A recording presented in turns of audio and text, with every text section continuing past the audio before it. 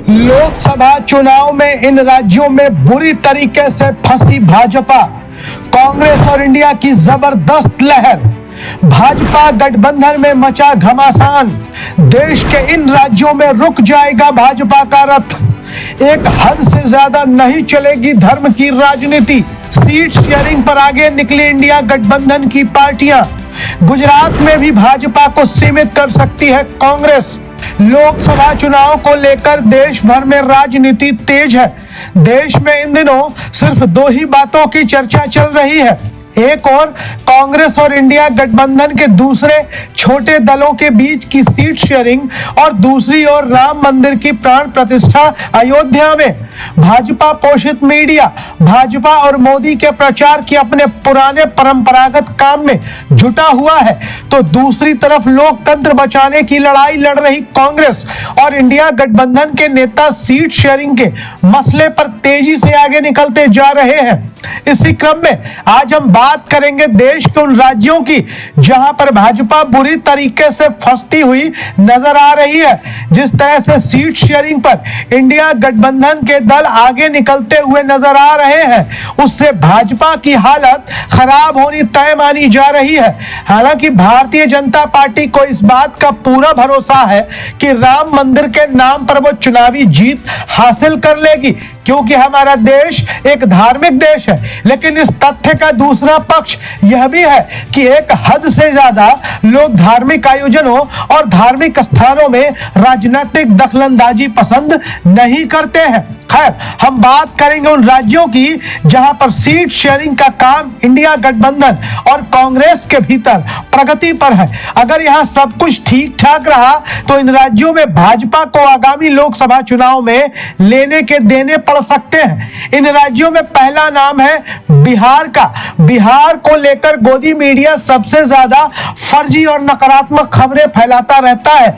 बिहार में लोकसभा की 40 सीटें हैं। पिछले लोकसभा चुनाव में इन 40 में से 39 सीटों पर भारतीय जनता पार्टी के गठबंधन को जीत हासिल हुई थी, क्योंकि उनके साथ तब नीतीश कुमार भी हुआ करते थे। लेकिन अब बिहार के हालात और राजनीतिक माहौल पूरी तरह से बदल चुके हैं। नीतीश कुमार और उनकी पार्टी जनता दल यूनाइटेड अब महागठबंधन के साथ है, यानी कि इंडिया ब्लॉक का हिस्सा है। हम यह भी कह सकते हैं कि इस विपक्षी एकता और इंडिया गठबंधन के सूत्रधार तो नीतीश कुमार ही है। बिहार में जिस तरीके से सीएम नीतीश कुमार और डिप्टी सीएम तेजस्वी यादव की जोड़ी काम कर रही है, लगातार ताबड़तोड़ फैसले ले रही है, उसने बिहार में विपक्षी भाजपा की नींद हराम करके रख दी है। आरजेडी, जेडीयू, कांग्रेस और लेफ्ट पार्टियों के समर्थन वाली सरकार बिहार में चल रही है और यहां पर गठबंधन और सीट शेयरिंग को लेकर आपस में किसी प्रकार की कोई खींचतान जैसी स्थिति नजर नहीं आ रही है। सीट शेयरिंग से पहले ही सर्वे इस बात को लेकर इशारा कर रहे हैं कि बिहार में लोकसभा चुनाव के मद्देनजर इंडिया ब्लॉक आगे निकलता नजर आ रहा है। आरजेडी, जेडीयू, कांग्रेस और लेफ्ट मिलकर 26 सीटें जीत सकते हैं, जबकि हमारा खुद का आकलन कहता है कि यह गठबंधन एकजुट होकर 30 से ज्यादा लोकसभा की सीटें निकाल सकता है। और जबकि इसके ठीक उलट भाजपा की स्थिति देखें तो भाजपा के नेतृत्व वाले इंडिया गठबंधन, भाजपा के नेतृत्व वाले एनडीए गठबंधन में सिर्फ टक्कर की स्थिति है।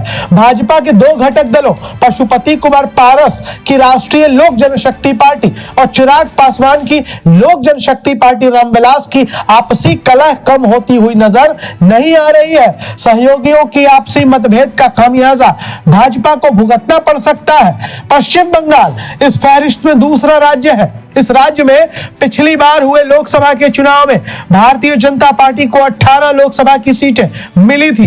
कुल सीटें पश्चिम बंगाल में 42 हैं। इस बार कायदे से अगर ममता बनर्जी की पार्टी तृणमूल कांग्रेस और कांग्रेस के बीच सीट शेयरिंग हो गई और इसके अलावा अगर लेफ्ट पार्टियों के लिए टीएमसी ने कुछ सीटें छोड़ दी तो भाजपा को बंगाल में खाता खोलने में भी पसीने छूट जाएंगे, क्योंकि बंगाल की राजनीति का माहौल इस बार पिछली बार की अपेक्षा बिल्कुल ही अलग दिखाई पड़ रहा है। कर्नाटक में लोकसभा की 28 सीटें हैं। पिछली बार इस राज्य में भाजपा को 25 सीटों पर जीत हासिल हुई थी, लेकिन इस बार यहां पर माहौल पिछली बार से अलग है। राज्य में कांग्रेस की अभी सरकार है। पड़ोसी राज्य तेलंगाना में भी कांग्रेस सरकार बना चुकी है। कर्नाटक दक्षिण भारत का राजनीतिक रूप से बेहद महत्वपूर्ण राज्य है। दक्षिण भारत में कांग्रेस की हवा बताई जाती है। ऐसे में इस राज्य में भाजपा का ग्राफ काफी हद तक नीचे जाने का अनुमान जताया जा रहा है। यह कहना है दक्षिण भारत की राजनीति के जानकारों का, जो आकलन दक्षिण भारत और कर्नाटक की राजनीति का विश्लेषक कर रहे हैं आकलन, अगर वो सचमुच नतीजों में तब्दील होते हैं तो आप समझिए कि भाजपा कहां जाकर खड़ी हो सकती है। वैसे भी कांग्रेस के राष्ट्रीय अध्यक्ष मल्लिकार्जुन खड़गे खुद कर्नाटक से आते हैं। कर्नाटक को लेकर कांग्रेस काफी आशान्वित भी दिखाई दे रही है। दिल्ली, बात करते हैं दिल्ली की।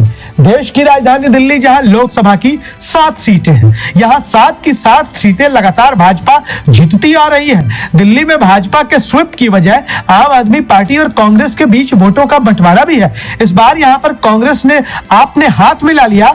कांग्रेस 3 और आप 4 सीटों पर चुनाव लड़ने जा रही है। अब दिल्ली में भाजपा को खाता खोलने के लिए भी मशक्कत करनी पड़ेगी। 7 सीटों पर जीत तो बहुत दूर की बात है। वहीं गुजरात भी एक ऐसा राज्य है, आप कह सकते हैं गुजरात पीएम मोदी और गृह मंत्री अमित शाह का राज्य है। गुजरात भाजपा का गढ़ है, लेकिन इस बात को आप याद रखिए कि कांग्रेस और आम आदमी पार्टी के बीच वोटों के विभाजन की वजह से गुजरात में भाजपा को बड़ी जीत मिल गई थी पिछले विधानसभा के चुनाव में। संभव है कि गुजरात में कांग्रेस इस बार आम आदमी पार्टी को 2-3 लोकसभा की सीटें लड़ने के लिए दे दे, तो यहां पर भाजपा की सीटें कम हो सकती है। वहीं मध्य प्रदेश और राजस्थान जैसे राज्य में भी कांग्रेस को जूनियर पार्टनर्स तलाश कर रही है। कई छोटे दलों के साथ कांग्रेस की बात चलने की बात मीडिया में चल रही है। कांग्रेस की यह पहल लोकतंत्र के लिए बेहद शुभ है, क्योंकि यह वक्त की जरूरत है।